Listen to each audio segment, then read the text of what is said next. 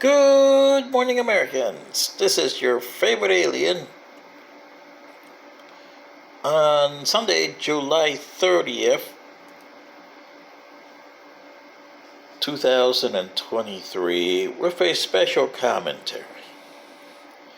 Well, Americans, July 27th came and went, and I didn't even hear one newspaper or one news organization mention it. And what is July 27th, you say? Well, July 27th, 1953, the date that the armistice was signed and accepted by all parties: China, North Korea, the United States, and the rest of the world, and South Korea. It's an armistice. Didn't end the war. It just says that we won't shoot each other tomorrow or the next day. But you got 38,000 people that died here, and there's going to be future people dying of this war in coming decades. Well, that's what an armistice is, people. You guys assume that an armistice is like what happened in November 11th, 1918, where the armistice was signed with Germany, ending World War I. Well, it did not end World War I. It just ended hostilities, and months later, in 1919, almost a year later, the Versailles Treaty was signed. Awful. It just ushered in World War II, so it was the same as the Korean War is today, 70 years later. You still have China and North Korea belligerent and wanting their own way. You still have the Americans more confused than they were in 1953.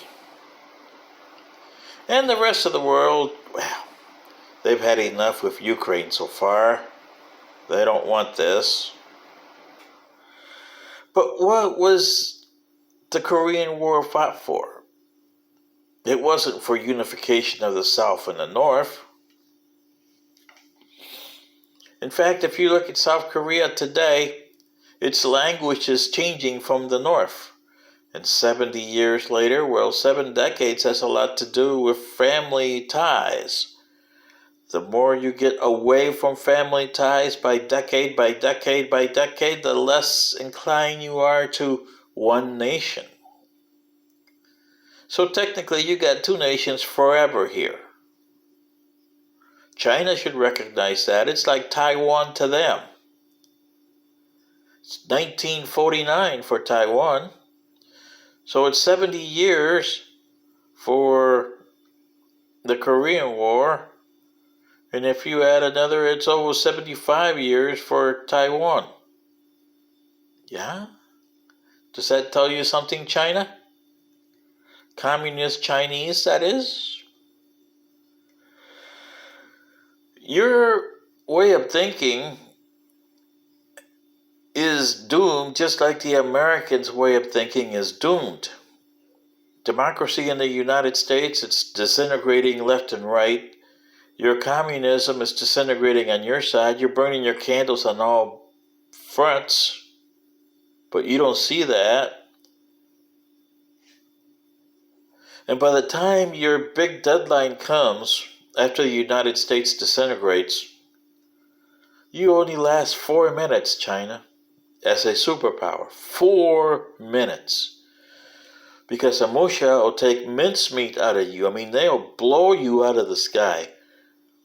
Out of all the territories on this planet, the Mushka, for some reason, like yours, and you had over 2 billion population at the time in 2065, and only about 100,000 that I know of, according to the records, survived for another year, and then they would die because of the radiation in the earth caused by the Mushka.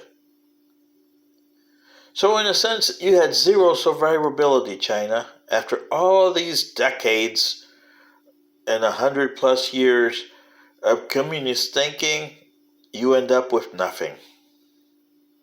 Is it worth it? Is it worth it, Americans on the democracy side? Really? I don't think so. Both communism and democracies are anachronisms. This is your favorite alien telling the world population, are you willing to go to World War III over North Korea? Are you? This is your favorite alien, or how about Ukraine and Russia? Good day.